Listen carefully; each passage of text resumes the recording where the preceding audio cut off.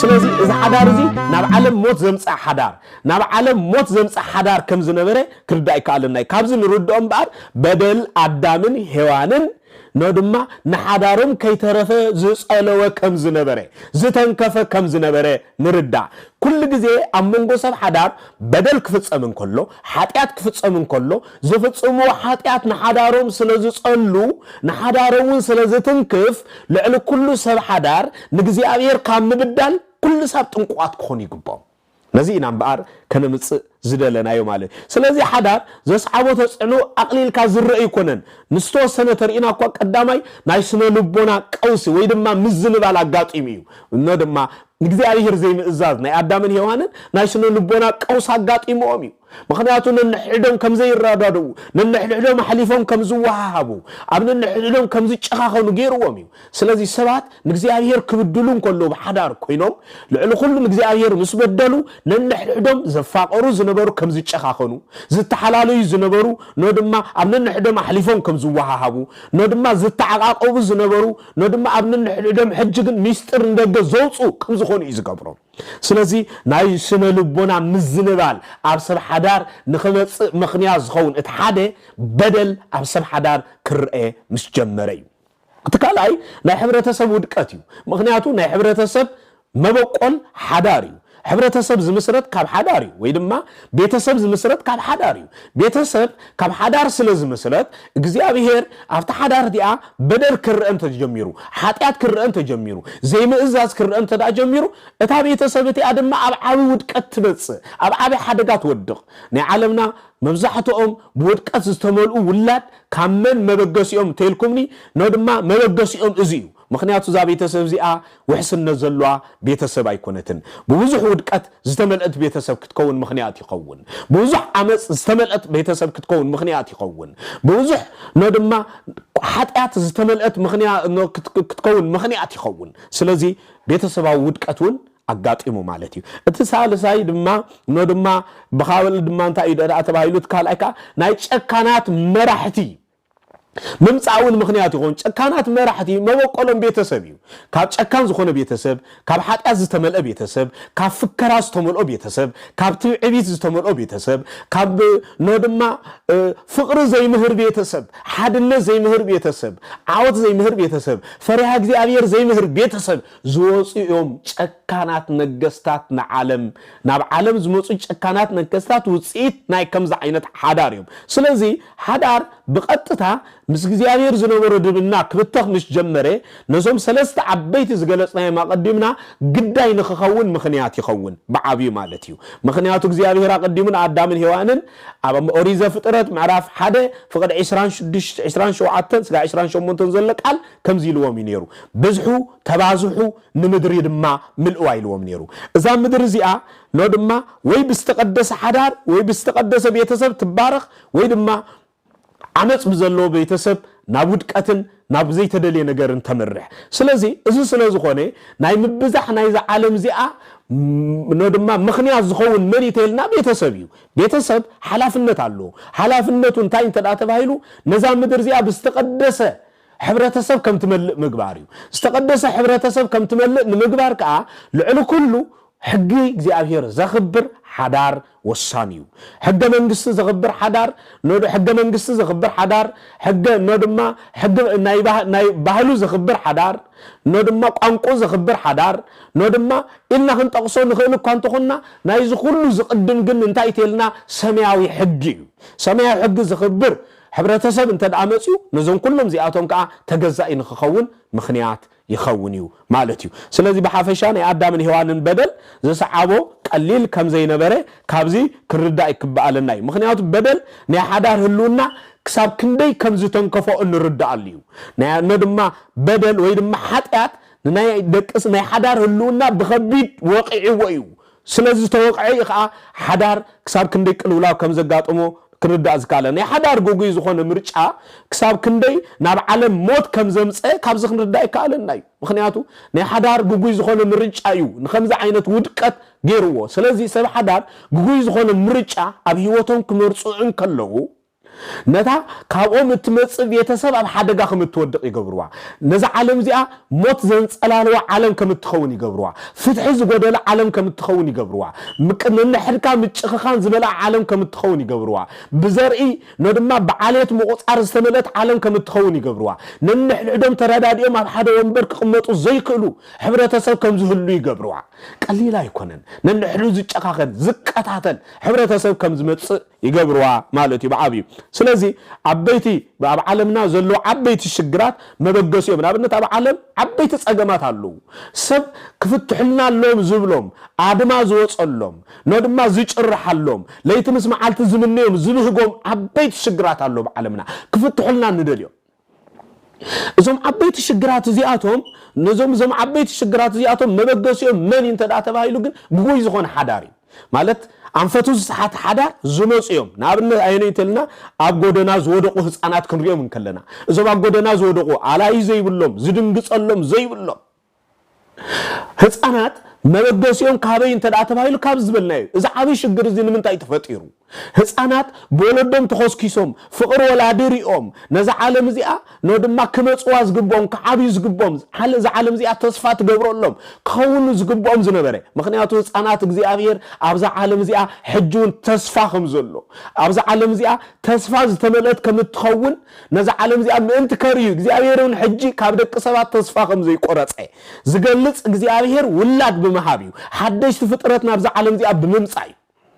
ስለዚህ ሓደሽቲ ፍጥረት በቶም ዘሎ ተስፋ ምስቆረጽና ነው ድማ ሕጂ እግዚአብሔር ህፃናት አምጪ ሕጂ በዘም ህፃናት ተስፋ ግበሩ ዘም ህፃናት ዚአቶም ናይ ዓለም ተስፋዮም ጽባሕ ንጎና ዓለም ዝልውጥዮም ኢሉ በህፃናት ተስፋ ክንገብር ውላድ ይበና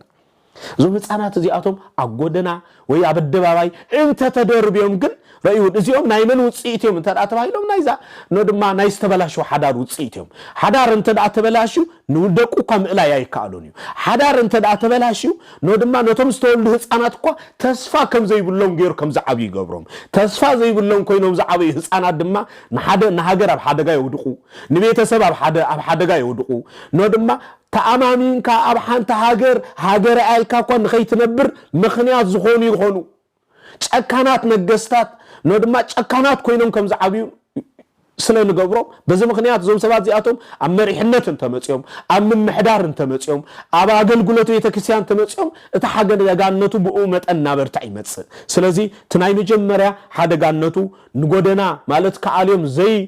ዝኽእል ሕብረተሰብ ዘይለ አጎደና ዝወደቁ ህፃናት ንኽመጹ ምክንያት ይኹን አስተውዕልዎም ደቅና ገዛና ተኸናኺና ንዕብዮም ነገር ግን ካብ ቤተሰቦም ካወለዶም ተፈልዮም ዝዓቢ አበደባባይ ዘሎ ህፃናት ካርዩዎም እስኩም ዘንዎም እቲ ንሕና ዝገብረሎም ዘለና ደቅና ሁሉ ዝጎደሎም የምኩ ንደቅና ንገብሮም ንደቅና ንሓብየሉ ኩሉ ኮ ዘይብሎም እዮም ዝድንግጸሎም ዝሰአሉ እተሐቅፉ ወላዲት ዘይብሎም አሁፉ አገራ ቋንቋ ትምህር ባህል ትምህር ስነ ምግባር ትምህር ፈሪሃ እግዚአብሔር ትምህር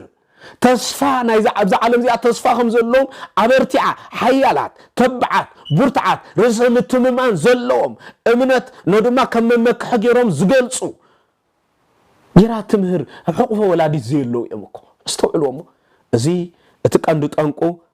ከአ ከምታ ቀዲምና ዝገልጽና ካላይ አመንዝራታትዮም ነው ድማ አመንዝራታት ዝወጹን ካብኦም እዮም ካካል ዝመጹ አይኮኑ ትናይ መወዳታ መሰረታዊ ነጥብ ድማ ወልቀ መለኽቲ ነገስታት ማለት ጨካና ዝኾኑ ነገስታት ንዘማሐድሮ ህዝብ ዘይሓልዩ ንዘማሐድሮ ህዝብ ኣብ ልዕሊ ዘማሐድሮ ህዝብ ጭካነ ነው ድማ ዝጭክኑ ንዘማሐድሮ ህዝብ ከም ጽንጽያ ወይ ድማ ከም ሓመማ ዘይርዩ ንዘማሐድሮ ህዝብ ፍትሕ ዘይፈትሑ ንዘማሐድሮ ህዝብ ዘድልዮ ነገር ዘይማልኡ ነው ድማ ቤተሰብ ምስ ቤተሰብ ዝፈላልዩ ውላድ ምስ ወላዲ ዝፈላልዩ ኣብ ልዕሊ ትውልድ ዓመጽ ነው ድማ ኣብ ልዕሊ ትውልድ ጭካነ ዘርዩ ዝምህሩ እቲ ሕብረተሰብ ንሕዱድ ተዋሂዱ ተፈቃቂሩ ከም ዝኸይድ ዘይገብሩ ኣብ መንጎ ሕብረተሰብ ንሕዱድ ምፍላይ ከም ዝገፍሕ ዝገብሩ ጨካናት ዝኾኑ ነገስታት ሎሚ እንተ ዝቕየሩልና ሎሚ እንተ ትዝትኩልና ብሰንኮም ምስ ቤተሰብ ተፈላሊና ብሰንኮም ኣብ ልዕሊና ወረቕ መከራ ሽግር አንጸላልዩ ማዕለያ ዘይብሉ ደም ፈሲሱ ማዕለያ ዘይብሉ ነው ድማ ቤት ማእሰርቲ በዚሑ ፍትሕ ተሳይኑ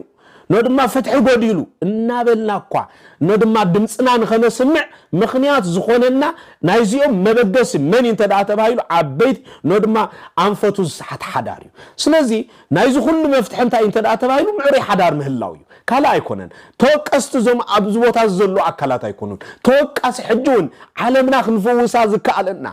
اتو قديلنا نبلو زلنا عبيت اب عالمنا زلو الشجرات فتح قديلني نودما إلنا أن نقرصهم بصحات عبيت الشجرات مفتحيهم زلوا أمني تيلنا أبسر حداريو نفس وقف ناس حدارنا نفتش حدارنا انتهي مثل كاب حدارنا زوصلنا دقنا خي نصلح نودما بحالهم زعقبوا ديوم نهاجرهم تسفا زخونوا ديوم قانقوم زحلوا ديوم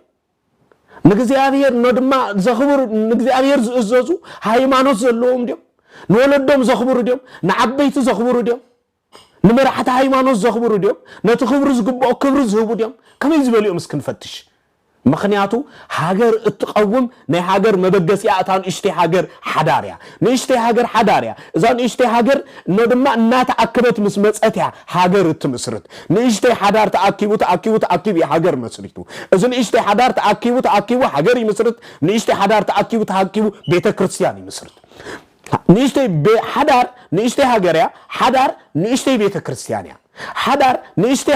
هاجر كوينا هاجر تمغبيا حدار نشتي بيتسب كوينا نبيت كريستيان تمغبيا سلازي هاجر يكون بيت كريستيان تصفوم على حداريو او حدار انت دا كوينو حدار لعلو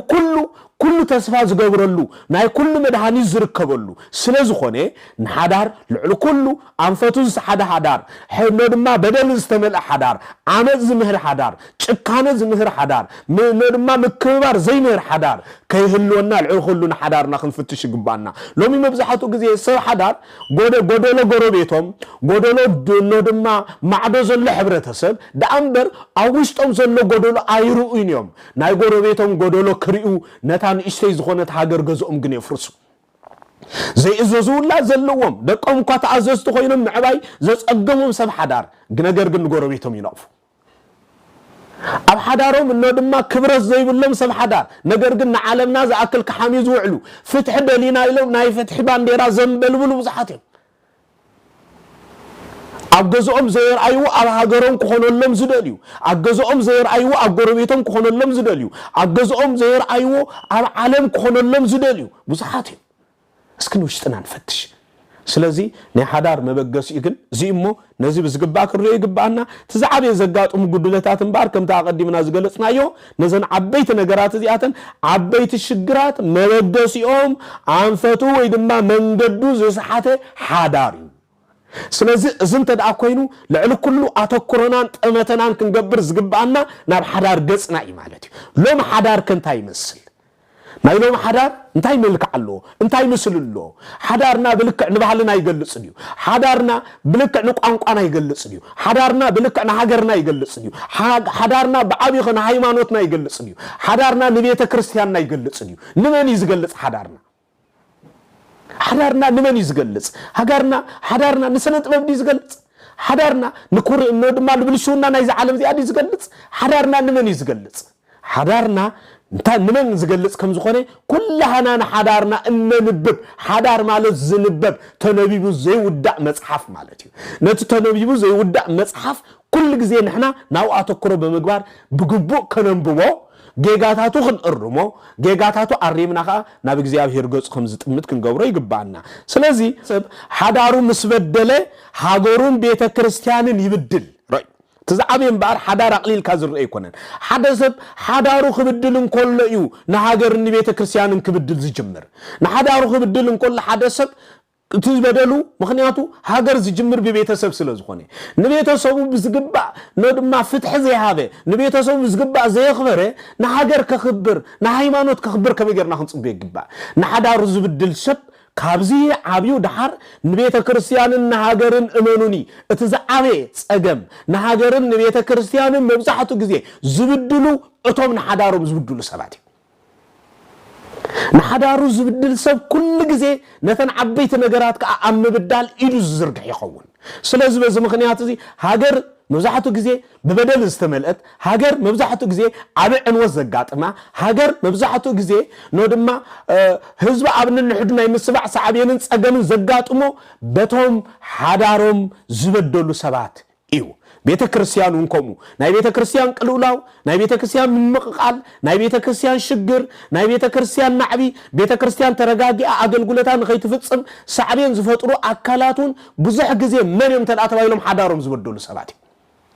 نحدارهم تأمنت كوينهم زي ترغو سبات نبيت كريستيان يبدلو نبيت كريستيان يهوخو نبيت كريستيان سلام يخلو ناي بيت كريستيان ناي حدارهم مستر كخولو زي كعلو سبات ناي بيت كريستيان مسترنا بالدبابا يوصو ناي بيتسبهم ندما مستر كخولو زي كعلو سبات ناي بيت كريستيان مستر ندبابا يوصو نبعد احلفهم يهبو ندما نزي امن حزب احلفهم يهبو لك كوم دما نهاجروم بخوم عينت هاجباب يغلصو سلازي لعل كل خنغنزبو زغبانا بتهم ناي بيت كريستيان مستر ابداباي زغلصو كن حغوس زي كنا زغبانا ازون كمزي اتوم سبات ناي بيت كريستيان مستر وي دما كمتي ناي هاجر مستر نخال صلايخه هاجر احليفكا كم مهاب بعابيو ازي مخدع كم تباهيلو زغلص ازون سبات زياتهم كم كومو عين سبات كرايو زغبوم دامبر كم جغانو شلمات كشلوم زغبوم ايكونون بلصن منكار مخنياتو ناي بيت كريستيان مستر نخال بعد حليف كام هاب قبل سلازي يكون سلازي خمتا قديمنا زغلصنايو اتن حدارو زبدل سب نبيت كريستيان يبدل اتن حدارو زبدل سب نهاجر يبدل اتن حدارو زبدل سب عبد العلي بيت كريستيانن هاجرن كريماتي يوج اتن حدارو زبدل سب عبد العلي هاجرن بيت كريستيانن عبو زخونه عنوت نخمص زي فحرو غدغات زي العلو طبنجا زي سنزرو قالات يلن سلازي اتو مسارتاو نطب ازي اموني نزي العلو كله كنغنزبو يغبانا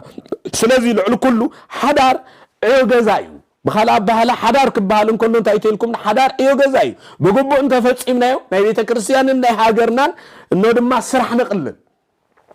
ونياتو سبات اب حدار زنبرو ايو غزانا سرحيهم نزغاطم غدلت نزغاطم شجر نافتحو بخمي كفتحلني نصبحنا رايو لومي زغاطم شجر نصبحنا رايو نافتحو زقصلو حدارون كم زقصل زغبرو اتوم حقኛታት نادام نتو اوريجينال زمسر حدار حيزوم زنبرو سبات ازيوم مالتي سلازي حدار مالت تاي مالتي تيلنا ايو غزا مالتي ايو غزا خاني نصبح تسفا غيركا ابلومو خونكا ندما لوم صيركا لوم دخيمخا لوم تساقيخا لوم خيدقسكا حديركا نصبح ግን برو تسفا خمزولو مغباري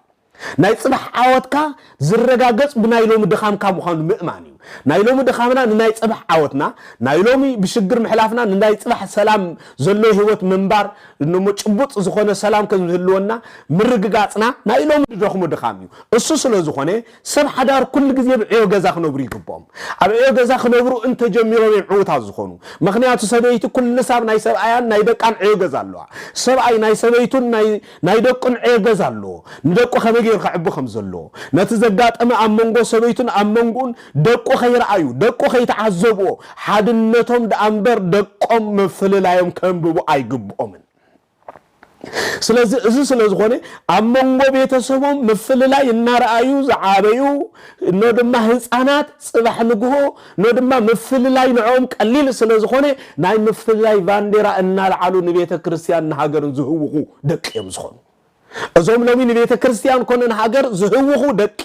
ወይ ድማ ትውልዲ ካበይ ዝመንጨው እዮም እንተዳእተልኩም ካክልተ ምስማዕ ዘይብሎም ቤተሰብ ዝወፅዩ زوم كل تبي تسبزي أتوم ندقهم كي تعرفوا يمزق أدادهم لهم اتحدن نايبوس على عدنا نايبوس على جيرات عبي أبو نايديس على جير يعبي سلام زوم كل تدقهم وقا كي تعرفوا أبنا نحن دم زي السماعو كنا زوجو نخل تدقهم وقا كم حنت بيتسب حدا خوينهم كم زعبي زي جبريهم سلام زين استوعل حدار مالت عجزا مالتي عجزانا بجبو انت سريحنا ناي هاجرن ناي بيت كريستيان شجر ويد ما سرح سلا نقلل بيت كريستيان هاجرن بزترغاغ عوت زخون عيو حزن هاجر عبي معباله بيت كريستيان دما عبن سفحن طعي زخون تولدي ام مسرح كعيا يكالنين مالتي سلازي تزعابيكم دنزوبو زغبانا حدار كساب كندي بيت كريستيان تصفى تقبرلو هاجر تصفى تقبرلو كم زخونه بالعلو كله كردو يقبعنا مالتي ابن هوانن مس እግዚአብሔር ዝነበሮም ዝምድና ወይ ድማ ርክብ ምስተበላሸው አብነን ሕዶም ዝነበሮም ርክቡን ተበላሺ كلنا كم نردو أدامن يوانن نحدهم كوقعقصو أبن نحدهم ككاسسو زجمرو مسجزي أبير زنبرم زمدنا مستبلا شوي كل جزء سبعة دار مسجزي أبير زنبرم زمدنا أنت دا تبلاشيو أبن نحدهم زنبرم متأممانون يقدل سبعي وحسنات ناي سبيتو أبجزي أبير زلو أمنوتيو سبيتي وحسنات ناي سبعة أبجزي أبير زلو أمنوتيو أجزي أبير نودم مونغو أبغزيابير زلنا إمنت أمونغو أبغزيابير زلنا رديئت ناودلي أب حدار كمتس أنت أجميرو سب حدارون حدارهم زنورو بمتحللاويو أبنا نحدو متأمان يلن سبيت بزعبا سبعيا كم سبعيا نلعال مسقورو بيتا معلال دسي بلا مس محازوتا معلال دسي بلا مس قربتا معلال دسي بلا شجراتا كم سبعيا خوينا مفتح نودما شجراتا مسكالو سبات مزراب زقللا كويني سمعا سبعيون كومو إذا زفترو منيو أمونغوم أم مسجزي أبير زلوم زندنا كبلاشو مش جمرة أبسب أين أبسبيتن زنبرة ركب دما كدكم سلازي جمر مفلياتو من دعابي يمتسن إذا ترى حيكون بعابي فقرهم كي ترفن ناقود لي يمتسن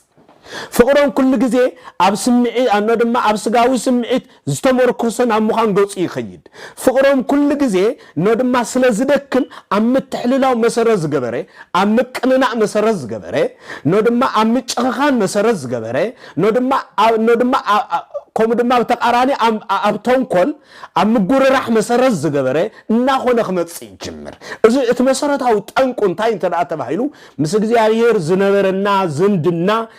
ناقودله مسجزي عليه زنبرنا ركب كبلاشو مش جمره أبدا نحدنا زنبرنا ركب دما ملو بملو كبلاشو جمر سلازي نايجزي عليه هلونا مسجزي عليه زلنا ركب نحدارنا مسارتيو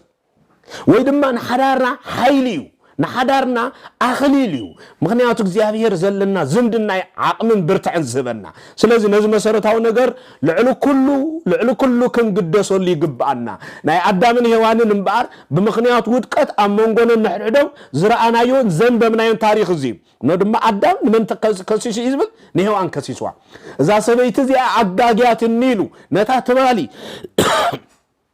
ትማሊ يا غريتا نتات مالي قا أجاجات نتات مالي كاب عصمي كاب سجا ترخيبة ندما سبيت تبهال زبلا دحر دقيم أكال ينبر كلت أكال يكونن حدا أكال ينبر كلت سجا يكونن حدا سجا ينبر إلو زمسكر الله يوان حججن كم كال أكال قصيرو نع أكال أقميتو زياء النابلة اتحبارينا بأجسخ جبر خلينا نعزم إذا زملكتو مسألة هاوي نطفي داين تدا تباهيلو لعلو كله ندما سبع حدار مسجزي أير زنبرم ركب كباتكم مش جمرو لعلو كله كتنقلوا زقبهم مسارات أو نطفي نتاي انت أتباهيلو مسجزي أير زلهم زندنا ونكم زبتخ كرد ويقبع مالتي سلازي እግዚአብሔር كسارانا يكونن እግዚአብሔር ندما እግዚአብሔር لعلو كله جن نهيوتنا برختيو እግዚአብሔር بزبل صب حدارنا كله نحدارنا هلونا زت أمامن كم زخوني جبرو بعبيو لك كمزي من الوقت أما زجاج جابيديو ويدما أبناي منجست وطا ويدما بيت كريستيان سب سيرتيفيكيت من رجاجت خمسة ويدما سيرتيفيكيت بحدار نمهلاو وحوس عينت من رجاجتي كم زت أملو كله لعل سيرتيفيكيتنا وحسنتنا እግዚአብሔር أو حدارنا እግዚአብሔርዩ ወረቀዝ ዝቅደደሉ ፍትሕ ዝጎድለሉ ነው ድማ ዝመጸሉ ጊዜ ሎ ኣብዝ ጊዜ ዙ ሕስነትና መንይተልና እግዚአብሔርዩ ስለዚህ እግዚአብሔር መንጎኛ ዝገበረ ምስ እግዚአብሔር ዘሎ ርክብ ጥዑይ ዝገበረት ሓዳር ኩሉ ጊዜ ቀጻልነታ ዘተአማምን እዩ ማለት እዩ ስለዚህ በሐፈሻ ናይ አዳምና ሔዋንን ብሰንክ ዝፈጸሙ በደል ክሳብ ክንደይ ንሓዳሮም ከም ዝጎድኦም ክንግንዘብ ይካኣለና ካብ ዝነጥብ እዚ ቀደም ندما بحبرتهم بحدنتهم زي موقاس زنبرو أبلن حدهم موقاس كم زجمرو كافت تاريخ كردا كيلنا هنا سلازي بتوسخي أب حدارهم زقات مالت سمبرات انتايو زبل حتى مسارته ونت خجركم سلاز جبوا مسكزي أير زنبروم ركب مسجودله مستبلاشوه بدل مسترخبهم زي مئزاز أمونجو حدار مسترعي أمونجو أدامن هوانن زتفترو نجارات نيروميم تناي مجمريا مالتس أمونجو حدارهم قدم حج زنبور حدا أكاليهم ويدما أمونجو ندما قدم حج زنبور كلتهم نيروم ሰብአይ ሰበይቲ ሕጅግን ካልእ ሳልሳይ አካላ መንጎን ከአቱ ጀሚሩ ምስ እግዚአብሔር ዝነበረና ርክብ ክበላሶ ምሽ ጀመረ ካልኦት አካላት አብ ሓዳርና ከአቱ ይጀምሩ እዚና ንዕዘብ አማሙን አዳምን ሔዋንን እግዚአብሔር ናይ አዳምን ሔዋንን በእግዚአብሔር ተአሲሩ ወይ ድማ ጸኒዑ ዝነበረ ሓዳሮም ንእግዚአብሔር አውጺኦም አመንጎም ንሰይጣን ከእትዎ ምስ ጀመሩ ወይ ድማ ሰይጣን ሳልሳይ አካል ገሮም ከእትዎ ምስ ጀመሩ ስለዘእተው ወይ ድማ ስለዘእተውዎ አዳምን ሔዋንን በዚ ምኽንያት እዚ ዘጋጠሙ ጉዳት ቀሊል ከም ዘይነበረ ካብ ታሪክ ክንዕዘብ ይካለናዩ ምኽንያቱ ሳልሳይ ኮይኑ ሰይጣን ነትናይ እግዚአብሔር ቦታ ተኪው አው ምስ አተወ ንእግዚአብሔር ክብድሉ ሕጉ كنو دما كفرسو نتا እግዚአብሔር አይትብልዑዋ ዘደብ ኢሉ ዝአዘዞም ትእዛዝ ከፍርሱዋ አቅሊሎም ክሪዋ ንእግዚአብሔር ዝነበሮም ዝምድና ክበላሾ እንከሎ ካብዚ ታሪክ እዚ ንዕዘቢና ስለዚህ በሐፈሻ ሰባ አብ መንጎ አዳምን ሔዋንን በሰንክ በደል ካልእ ሳልሳይ አካል አብ መንጎም ከአቱን ከሎ ንርኢና እዚአቶም በመሰረቱ ክንሪኦም ከለና እዚ ምናልባት ብዙሕ ጊዜ ሰብ ሓዳር ዝርአ ተርእዩ ሰብ ሓዳር ብዙሕ ጊዜ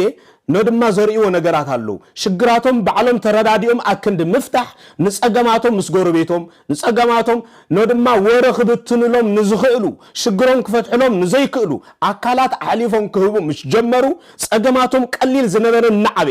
ነድማ ናብ እምባና ተቀየረ እቲ ጸገም ክፍታሕ ናብ ዘይክእል كعبي جمر ما بقص يقول إشي نجاري سلزي على حدارنا كهلا منقولنا خنقتو أنت دا جمرنا نا حدارنا كسالنا تو عواقع عداقا خاطي جمر زينا نمهار كاب أدامن هوانن مالتي بعبي سلزي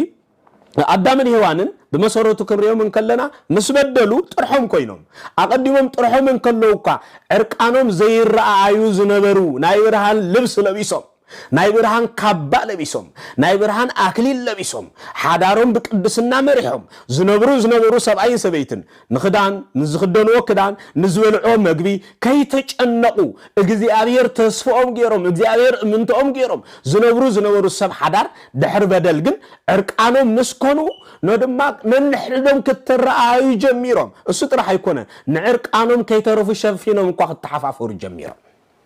زم كلتا سب حدار انتا يزبل آدامن هوانن دما ترحم كونو ابنن نحلم دما كتحفافرو جمر يزبل اوري زفترت معرف سلسته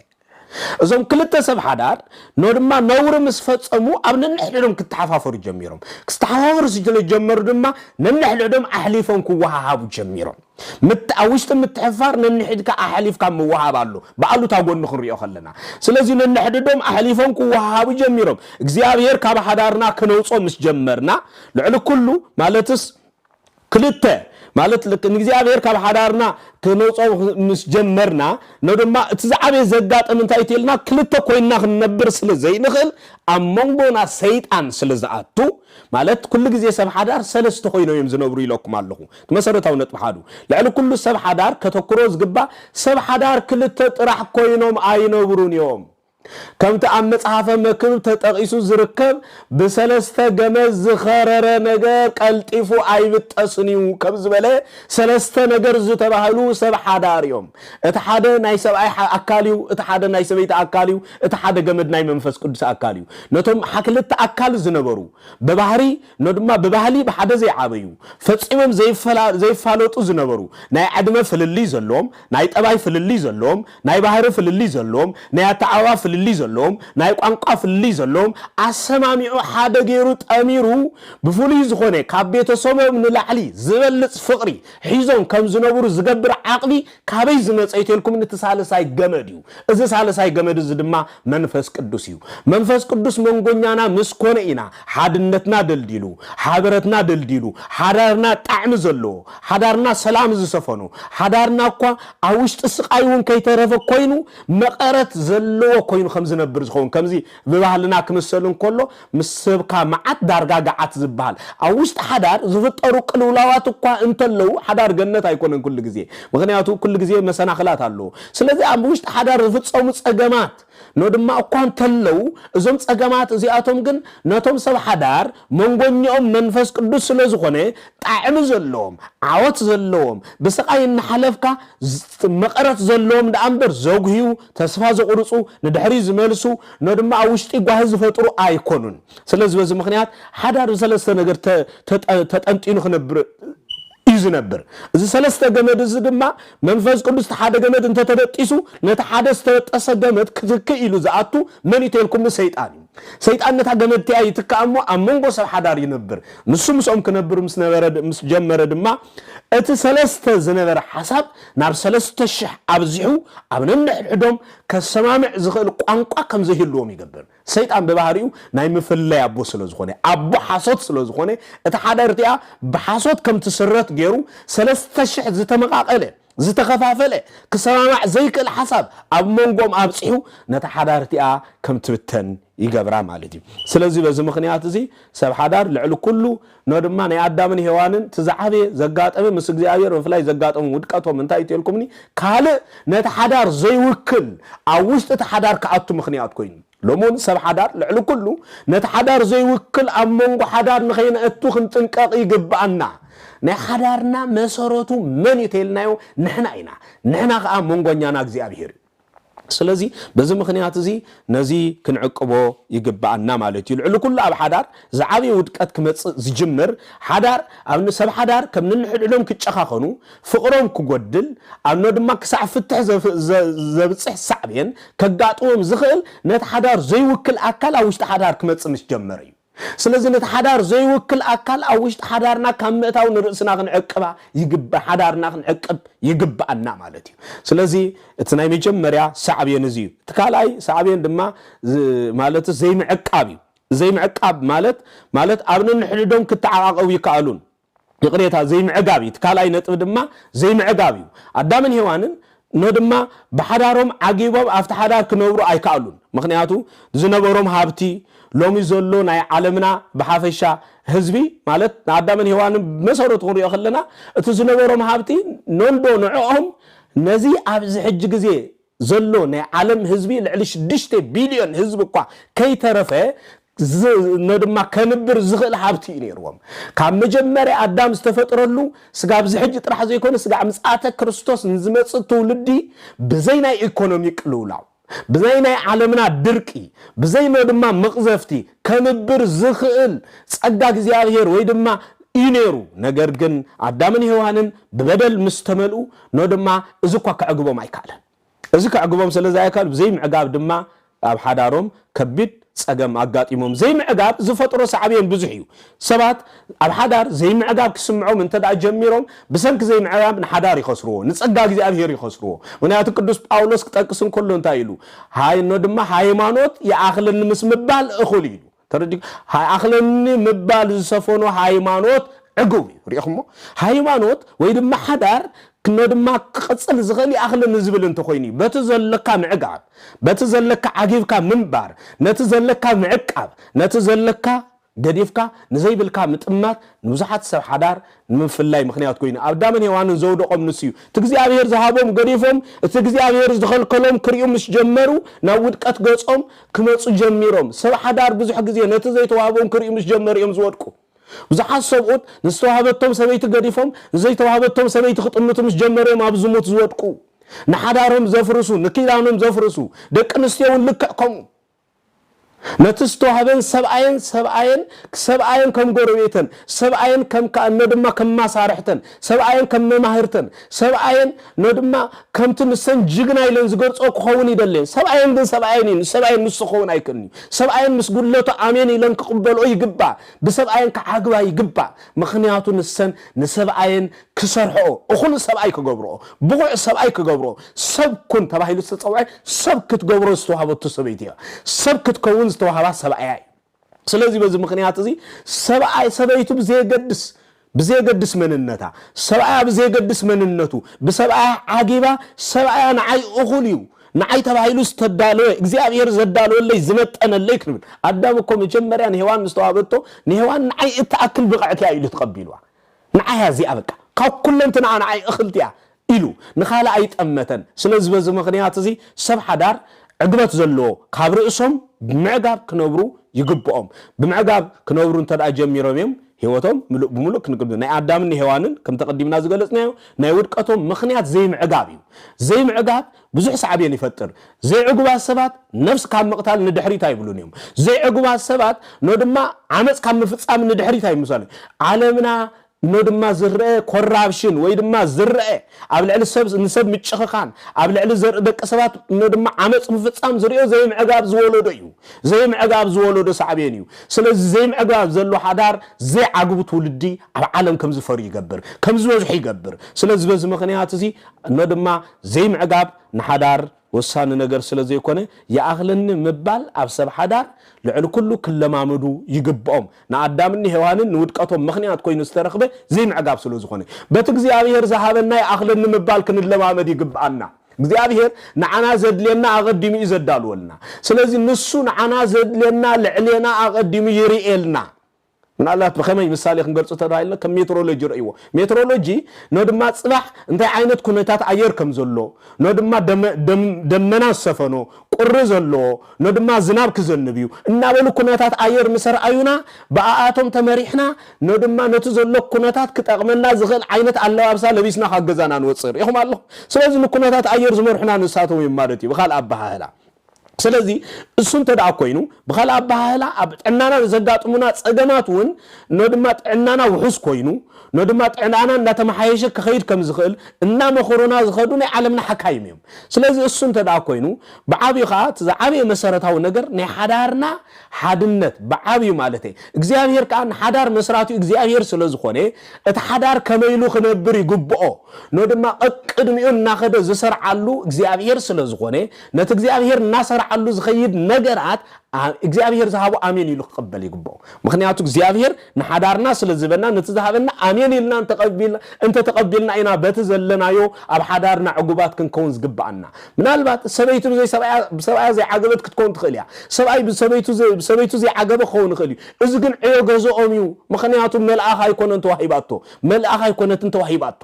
كسرحي أتوهيباتو نمنجست سميات بقعة خجبرة نمنجست سميات بقع خطجبرو حدار مالتكم متحجز له هيوتي حجازيتو تخون سبيت نفتر اللي متحف سلازي حجازيتو متحجز له هيوت تخون قلة الله مالتي قلة انت اللي وخام متحجز يدلي أي مالتي حدار كل جزء بخمس عينة والزمر يحز غيس سلازخونه لعل كله نخمس عينة نجار بخمس عينة هالجباب مريحنا يو كن كيد يجبعنا مالتي سلازي زي معقاب ترأيو نيرو سلازي بخالا بهالاد ما بوتا تقايا نادر بوتا مكيار سترأيو نيرو ودقت زي مئزاز بوتا ملوات أقاتيمو ناي ودقت سعبينهم بوتا ملوات إيو أبزي بوتا خامقمات سبيتا أبناي سبأي بوتا بممصا لوط ربحان زلو خوين خرأي يجمر سبأي أبناي سويتو بوتا سلازي ازي أبزي بوتا خامقمات اتزي توهابكا كونكا ترأي مفتان سعبين انبر لوط يبلون نسبيتي سبيت النتائد الزخبر انبر أب سبأي بوتا ممصا ايكونن زخبرا سبيتو خوين اختنبر تخيلها سبيت كم سبيتي كتكبر نتستو هوا بقبو كتفتسم نحداركا عود كم زخون كتقبرو تخيل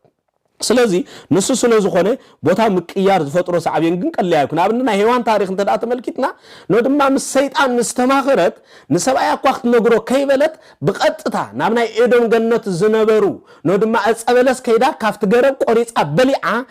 እንደገና ከይዳ ነው ድማ አዳም ሂባቶ እዚ ዘርኢ እንታዩ አመንጎ ክልቲኦም አዛዝን ተአዛዝን ዘይምህላው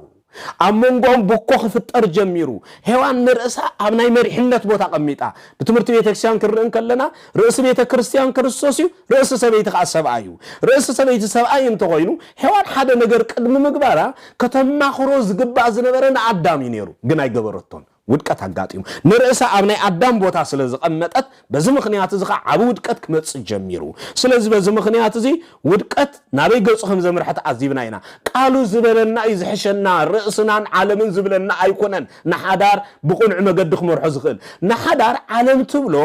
ነው ድማ ቀጻልነቱ ከም ዝረጋገጽ ክገብር ዝኽእል ነይሩ እንተ ዝኸውን ነይሩ ሎሚ እዞም ንምክሓሎም ምዕቡላት ተባሂሎም ጽውዕ ዓለማት መሰል ደቂ ሰባት ኢሎም ዝቀመጡ ዓለምና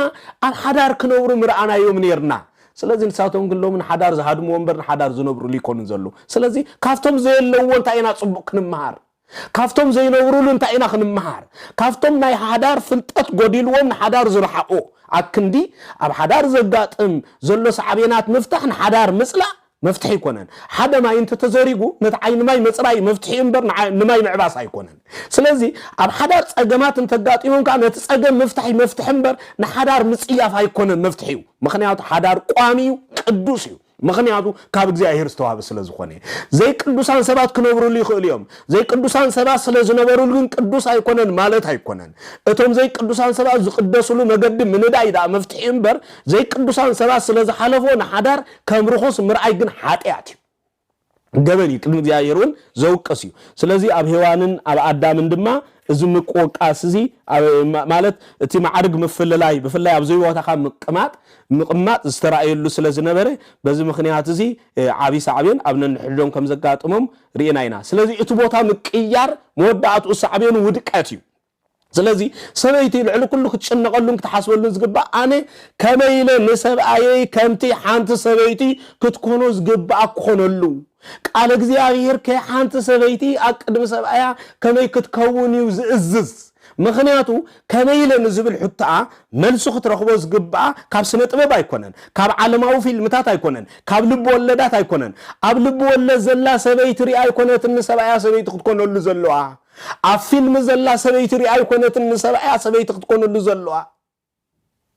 ኣብ ፍልስፍና ዘሎ መጽሓፍቲ ሪ አይኮነት ንሰብኣያ ሰበይቲ ክትኮነሉ ዘለዋ ናይ ሕጊ መሰል ደቂ ሰባት ተጣበቅቱ ብዝብልኦ መምዘኒ ይኮነት ንሰብኣያ ሰበይቲ ክትኮነሉ ዘለዋ ቃሉ ምኽንያቱ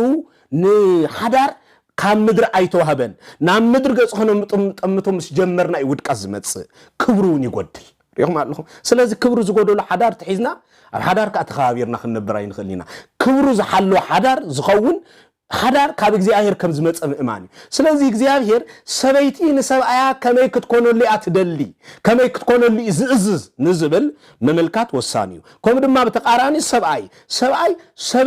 ሰበኣይ ንሰበይቱ ከመይ ክኾነላ እዩ መጽሓፍ ዝእዝዝ ኢሉ በመመልካት ሰበይቱ አካሉ አሞ ከመይ ክከናኸና ዝግቦ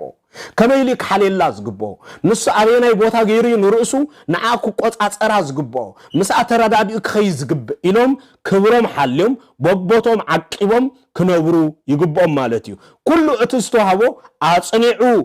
ክሕዝ እንተኽኢሉ ጥራሕዩ ማለትስ ክብሩ ተሓልዩ ክነብር ዝካኣሎ ማለት እዩ ክብሮም ክሓልዩ ዘይካኣሉ ብዙሓት ጠፊኦም እዮም ማለት እዩ ስለዚ በምክንያት እቲ ቀጻለ ነጥቢ ነዘመልክት እዩ እቲ ራብዓይ ድማ متحففار سبعي سبيتن بفقر استقراربو كل ነገር حليفهم استوهابو لبس توهابو كون يغبهم ቅዱስ ዮሐንስ አፈወርቅ ከምዝ ገለጾ ናይ ሰብአይ ሰበይትን ፍቅሪ መግለጽ ዘይተረኽቦ ደቂ ሰባት ተመራሚሮም ክበጽሑ ዘይክእሉ ፍቅሪ ኢሉ ገሊጽዎ እዩ እዚ ፍቅሪ እዚ ክምርመራ ይካኣልን እዩ مرميرناون كم بتصحين خلينا مخنياتو عزيز زدنق نتوم زعبينا زلخمولنا ده صباح تصفى خوننا إلهم كانوا صانتنا جميرون قانقوا زمهرونا بهلنا زمهرونا هايمانو زمهرونا ولدنا كي ترف قديفنا نعطوئي لعليهم نلعلي نناتهم فقري زتكز زي كونس كابناتهم فقري نلعلي زبلت فقري اب حدار كم زل اميننا اين حدار نعطو سلازي از حدار زي قليل واغا زتخفلوا لي كونن ካብ ቤተሰብ ምፍላይ ከይተረፈው ዋጋ ዝተኸፍለልዩ ካብ ሕብረተሰብና ምፍላይ ከይተረፈው ዋጋ ዝተኸፍለልዩ ካብ መተዓቢትና ከይተረፈ ምፍላይ ዋጋ ዝተኸፍለልዩ ካብ መሐዙትና ንዕሩኽትና ከይተረፈ ምፍላይ ዋጋ ዝተኸፍለልዩ ካብ መሳርሕትና ከይተረፈ ምፍላይ ዋጋ ዝተኸፍለልዩ እዚ ዋጋ ዝተኸፍለሉ ሓዳር ክሳብ ክንደይ አኽቢርና ክንሕዞ ከም ዝግባአና ኸኣ ልዕሊ ኩሉ ክርድኦ ይግባአና ነገር ግን ኣብ ሰብ ሓዳር ክልቲኦም بدلنياتات انت خونو لعلو كله على حدارهم انتايم كغبرو زغبوم تداتهايلوم تخايلوم يم كنبرو زغبوم حاده خوينوم نحدنتهم نزفتن اناتواغو